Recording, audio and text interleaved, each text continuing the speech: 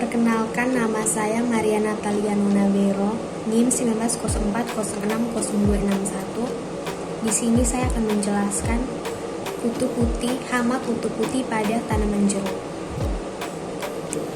Jeruk merupakan salah satu komoditas unggulan yang dibudidayakan masyarakat petani di beberapa daerah di Indonesia. Namun, kualitas dan produktivitas buah jeruk yang dihasilkan rata-rata masih rendah. Hal ini disebabkan oleh beberapa faktor, di antaranya adalah teknik budidaya, kualitas bibit yang digunakan, serta penanganan hama maupun penyakit. Serangan hama dan penyakit tanaman jeruk merupakan faktor utama penyebab rendahnya produksi maupun kualitas buah jeruk yang dihasilkan. Salah satu hama yang menyerang tanaman jeruk adalah kutu putih atau Planococcus citri. Satu, klasifikasi kutu putih atau Planococcus citri umumnya dikenal sebagai kutu jeruk. Selain pada tanaman jeruk, hama kutu putih ini juga menyerang berbagai tanaman pangan, tanaman hias, dan flora liar. Kingdom Animalia, Phylum Arthropoda, kelas Insecta, order Hemipetra, suborder Stemorhyncha, famili Pseudococcoidae, genus Planococcus, spesies Specitri. Baik, perkenalkan, nama saya Cecilia Beta Priska Nova Ahsan dengan NIM 19040600200. Di sini saya akan menjelaskan tentang siklus hidup dari hama kutu putih atau Planococcus citri. Hama kutu putih, betina dan jantan memiliki siklus hidup yang berbeda, di mana kutu putih betina mengalami metamorfosis paurometabola atau metamorfosis bertingkat, yang terdiri dari stadium telur, stadium nimfa yang terdiri dari instar pertama hingga instar ketiga, dan stadium imago yang tidak bersayap. Kedua, kutu putih jantan mengalami metamorfosis holometabola atau metamorfosis sempurna, stadium telur, stadium nimfa yang terdiri dari instar pertama hingga instar ketiga atau yang disebut prapupa, pupa, dan imago bersayap. Perkenalkan, nama lengkap saya Teresia Afila Alut, NIM 19040600039. Di sini saya mau menjelaskan ciri biologi morfologi. Kutu putih atau milbu merupakan hama dari famili Pseudococcidae dengan ciri memiliki serbuk putih menyerupai lilin yang membungkus seluruh bagian tubuhnya. Serbuk lilin tersebut melindunginya dari serangan predator, bahkan bisa membuat aplikasi pestisida tidak efektif jika tidak disertai perekat yang kuat. Biasanya hama ini bersarang di buku-buku tanaman atau permukaan daun muda. Hama bersifat polifag, menyerang berbagai jenis tanaman seperti pepaya, mangga, jeruk, tomat, terong, katuk, ubi jalar, kedelai, alpukat, tanaman hias, dan sebagainya. Yang pertama, kutu dewasa betina tidak bersayap, berbentuk bulat telur, dan berukuran panjang 2,2 mm dan lebar 1,4 mm. Tubuh berwarna kuning dan ditutupi lapisan lilin putih. Pada sepanjang tepi tubuhnya terdapat jonjot-jonjot lilin putih berukuran pendek sekitar 1/4 panjang tubuhnya.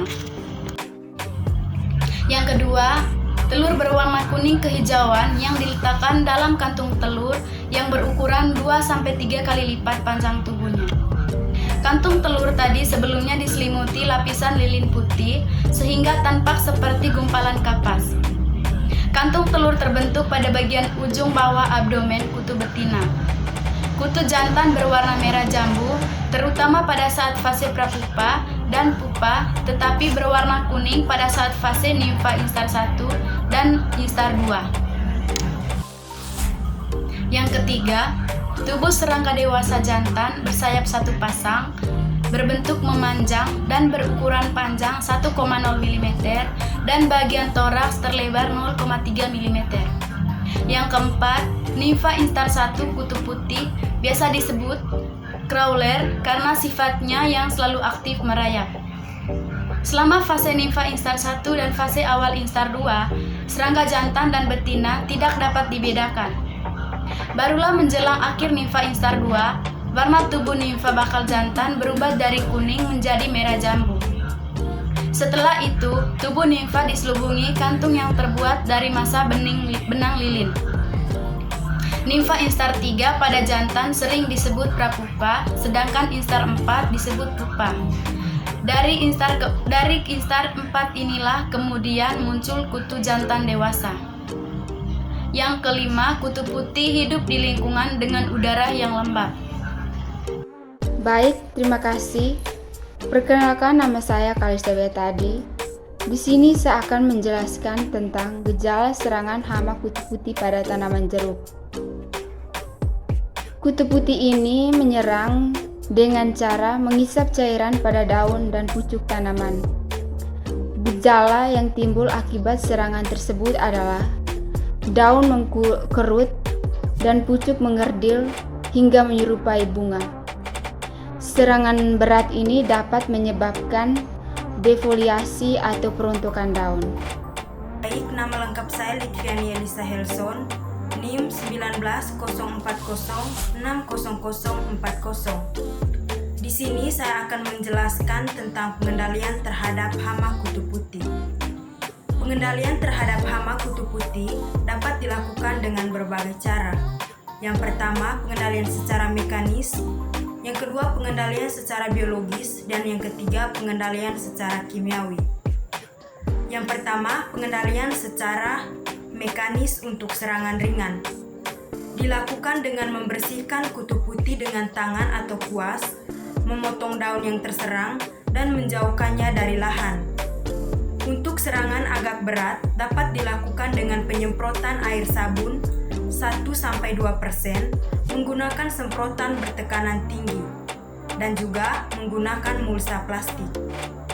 Yang kedua, pengendalian secara biologi, yaitu menggunakan musuh alami.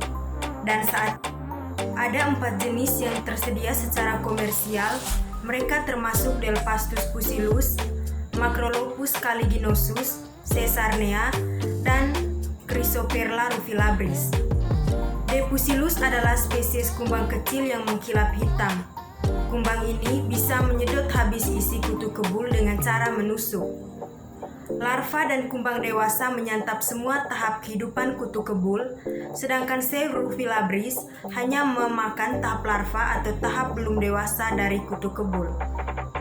Yang terakhir, pengendalian secara kimia dilakukan dengan menyemprotkan insektisida bahan aktif imidacloprid, acetamiprid, lambda-sihalotrin, dan klorpirifos.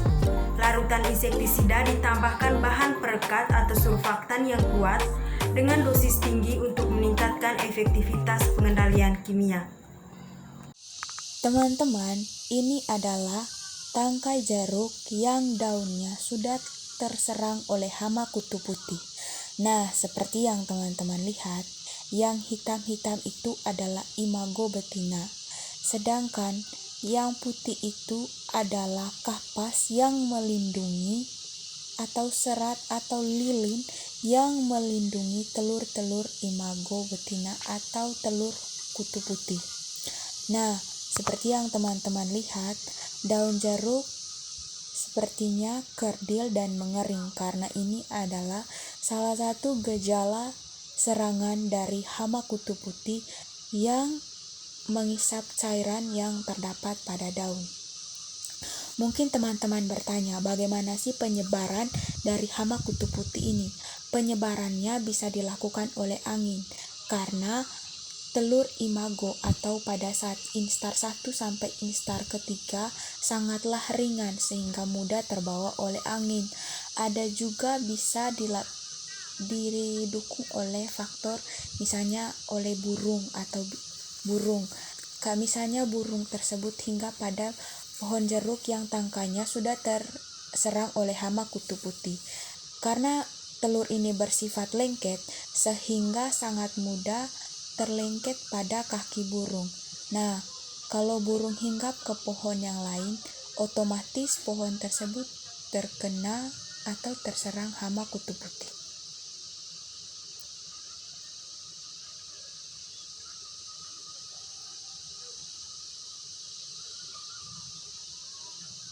Nah, teman-teman bisa lihat di situ terdapat imago jantan atau kutu putih jantan yang seperti kupu-kupu di atas. Ya,